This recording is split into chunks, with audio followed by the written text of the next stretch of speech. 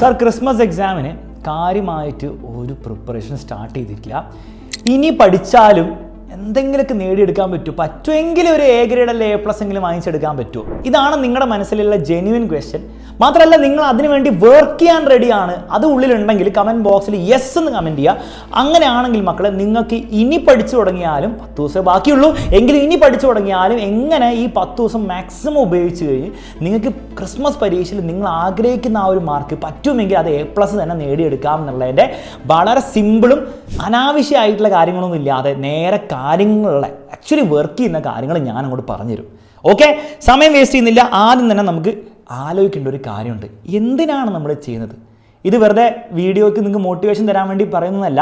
കാരണം ഇതിന് പ്രശ്നം എന്താ പറയുക, നിങ്ങൾക്ക് ഇന്ന് ഈ ഫീലിംഗ് വന്നു, നാളെയും മറ്റന്നാളും അതിന് പിറ്റേന്ന് ആ ഒരു ഫയർ ഉണ്ടാവണമെങ്കിൽ നമുക്ക് എന്തെങ്കിലും പെർപ്പസ് വേണം. ഈ പരീക്ഷയിൽ A+ഉം ഈ A ഗ്രേഡ് വാങ്ങുന്നത് എന്തിൻ്റെ ആവശ്യം, എന്താ കാര്യം, എന്താ മക്കളെ? അതിന് കുറേ കാര്യങ്ങൾ പല ആൾക്കാരും പറഞ്ഞുതരും. ഞാനും വേണമെങ്കിൽ നിങ്ങൾ കുറേ ലിസ്റ്റ് തരാം. നിങ്ങൾക്ക് അങ്ങനെ പഠിച്ചാൽ നിങ്ങൾ ഇപ്പോൾ 8ാം ക്ലാസ്സിലാണ് 9ാം ക്ലാസ്സിൽ ഇപ്പോൾ A+ കിട്ടുള്ളൂ, 9ാം ക്ലാസ്സിലാണ് 10ാം ക്ലാസ്സിൽ നന്നായിട്ട് ചെയ്യുകയാണെങ്കിൽ അങ്ങനെ കിട്ടുള്ളൂ, 10ാം ക്ലാസ്സിലാണ് നിങ്ങൾ +1 അഡ്മിഷൻ കിട്ടാൻ വേണ്ടി, അങ്ങനെ കുറേ കാര്യങ്ങൾ എനിക്ക് പറഞ്ഞു തരാൻ പറ്റും. പേരൻസിനെ പ്രൗഡാക്കാം, ടീച്ചേഴ്സിനെ പ്രൗഡാക്കാം, സ്വയം പ്രൗഡാക്കാം, ഒക്കെ എനിക്ക് പറയാം.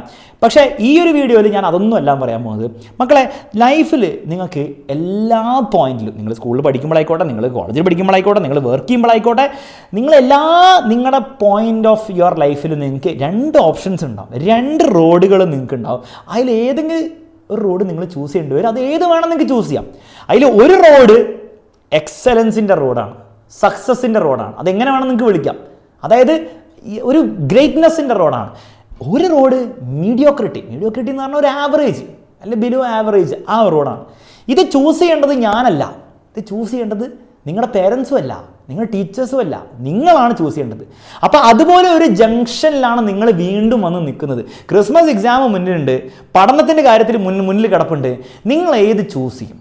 നിങ്ങൾക്ക് ഏത് വേണം ചൂസ് ചെയ്യാം. നിങ്ങൾക്ക് മീഡിയോക്രിറ്റി വേണം ചൂസ് ചെയ്യാം. അപ്പോൾ മീഡിയോക്കറായിട്ടുള്ള മാർക്ക് കിട്ടും. അതുകൊണ്ട് എന്തെങ്കിലും കുഴപ്പമുണ്ടോ? അതുകൊണ്ട് ഭയങ്കര കുഴപ്പമൊന്നുമില്ല. സത്യം പറഞ്ഞാൽ നിങ്ങൾ ജീവിതത്തിൽ മിക്ക സമയത്തും ഇനി അങ്ങോട്ടും ഇതാ ചൂസ് ചെയ്യാവുന്നേ ഉള്ളൂ. കാരണം ഇതൊരു ശീലമാണല്ലോ.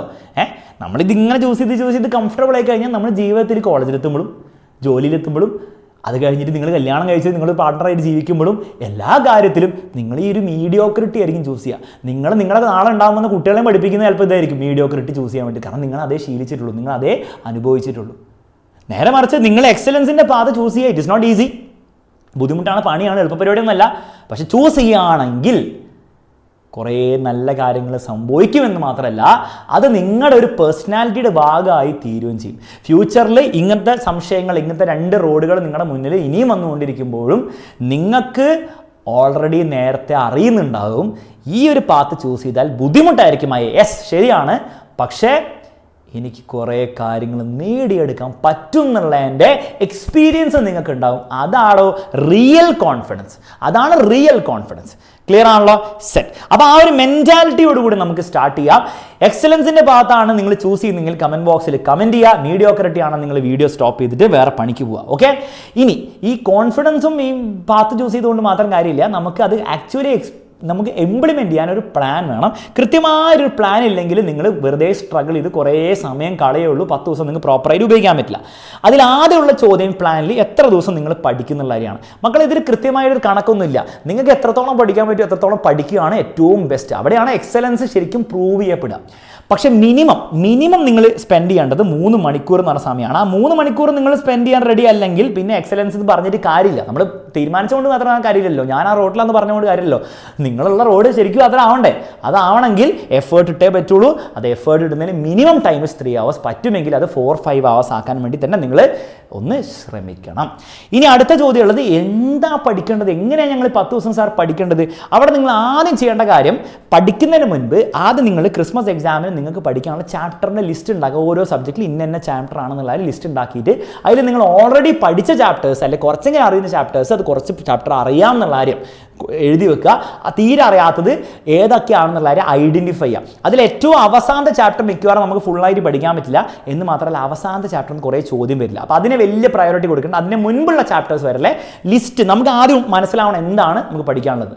എന്നിട്ട് നിങ്ങൾ ചെയ്യേണ്ടത് 10 ദിവസത്തെ ടൈം ടേബിൾ ഉണ്ടാക്കാൻ പോകണ്ട. നിങ്ങൾ അടുത്ത 2 ദിവസത്തെ, അതായത് ഇന്ന് നിങ്ങൾ രാവിലെയാണ് പഠിക്കാമെന്നെങ്കിൽ ഇന്നത്തെയും നാളത്തെയും നിങ്ങൾ ടൈം ടേബിൾ സെറ്റാക്കുക. ടൈം ടേബിൾ സെറ്റാക്കുക എന്ന് പറഞ്ഞാൽ എക്സാക്ട്ലി നിങ്ങൾ രാവിലെ എന്ത് ചെയ്യും, വൈകുന്നേരം എന്ത് ചെയ്യും. രാവിലെ വൈകുന്നേരം സ്കൂളുണ്ടെങ്കിൽ വൈകുന്നേരം ഉള്ള സമയങ്ങളിൽ 5 to 7 മണി, പിന്നെ ഒരു ബ്രേക്ക് 8 to 10 മണി, എക്സാക്ട്ലി എന്ത് പഠിക്കും, എങ്ങനെ പഠിക്കും എന്നുള്ള കാര്യം കൃത്യമായിട്ട് 2 ദിവസത്തെ പ്ലാൻ ഉണ്ടാക്കിയാൽ മതി. ഓക്കെ, ആ പ്ലാൻ ഒരു 90% നിങ്ങൾക്ക് ഫോളോ ചെയ്യാൻ പറ്റിയെങ്കിൽ നിങ്ങൾ ആ 2 ദിവസം സക്സസ്ഫുൾ ആണ്. അങ്ങനെ ഒറ്റയടിക്ക് എല്ലാ പ്ലാൻ ഉണ്ടാക്കുന്നത് വരും 2 ദിവസം വീതം പ്ലാൻ ഉണ്ടാക്കി പോവുക. ഒബ്വിയസ്ലി ആ 2 ദിവസത്തെ എല്ലാ കാര്യങ്ങളും ആ 2 ദിവസത്തിൽ തീർക്കാൻ പറ്റുന്നുണ്ടാവില്ല. അപ്പോൾ അത് കുറച്ച് കാര്യങ്ങൾ മൂന്നാമത്തെ ദിവസത്തേക്ക് മാറ്റേണ്ടി വരും. അപ്പോൾ ആ രീതിയിൽ ഒരു ടൈം ടേബിൾ ഉണ്ടാക്കി പഠിക്കാൻ വേണ്ടി നോക്കുക. അപ്പോൾ ആ ടൈം ടേബിൾ ഉണ്ടാക്കാൻ നിങ്ങൾക്ക് മനസ്സിലാവും എന്തൊക്കെയാണ് നിങ്ങൾ കൂടുതൽ പഠിക്കേണ്ടത്, ഏതൊക്കെയാണ് നിങ്ങൾ വലിയ ഇമ്പോർട്ടൻ്റ് അല്ലാത്ത അത് ഒഴിവാക്കാൻ പറ്റുന്നത് എന്നുള്ള രീതിയിലുള്ള ഐഡിയ നിങ്ങൾക്ക് തന്നെ കിട്ടിത്തുടങ്ങും. ഓക്കെ, അപ്പോൾ അതിനനുസരിച്ച് ടൈം ടേബിൾ നിങ്ങളൊന്ന് മോഡിഫൈ ചെയ്യാം. ഇനി ഇവിടെ ശ്രദ്ധിക്കേണ്ട മറ്റൊരു കാര്യം, നിങ്ങൾ പഠിച്ചാൽ മാത്രം പോരാ.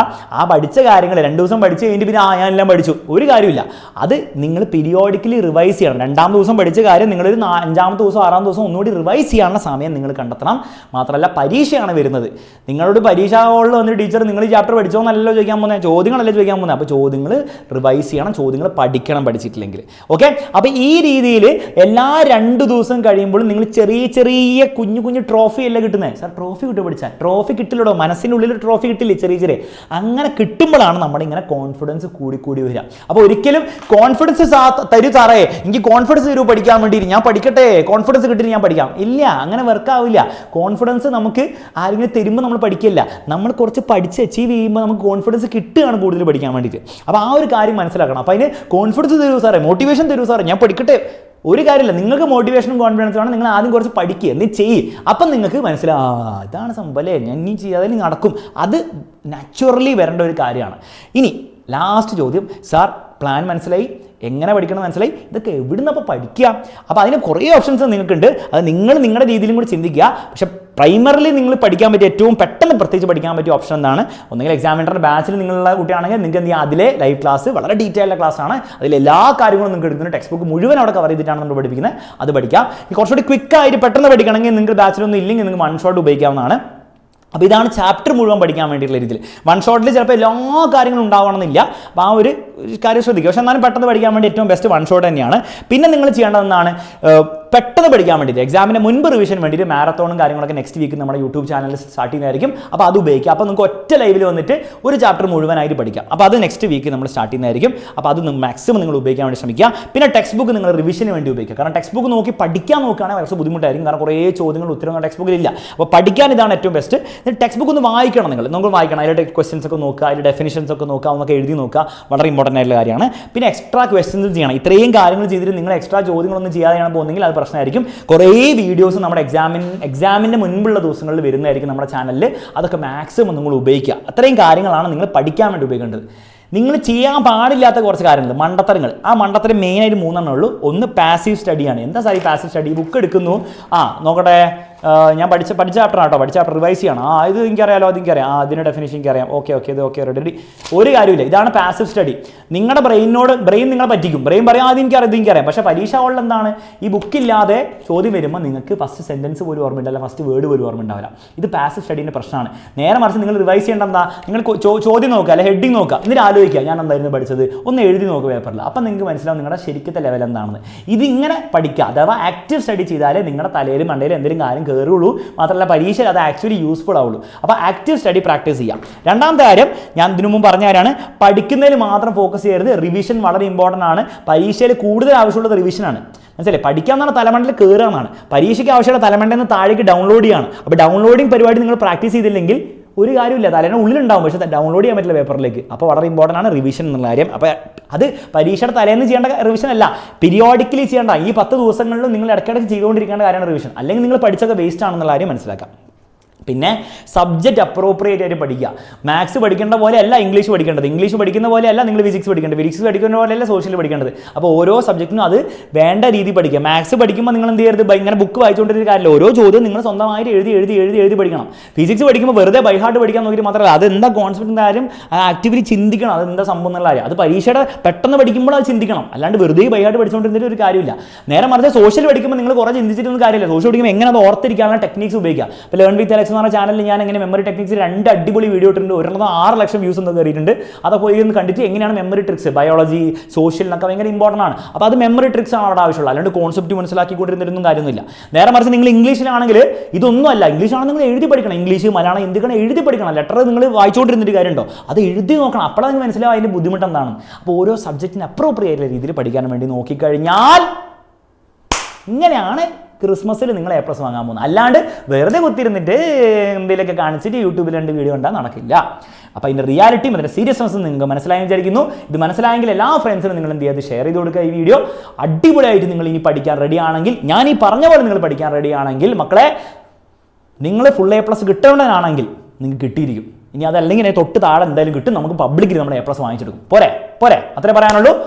ബാക്കിയുള്ള കാര്യങ്ങളൊക്കെ നമുക്ക് ലൈവിലും മറ്റുള്ള വീഡിയോസിലും സംസാരിക്കാം. Bye bye, take care and all the best.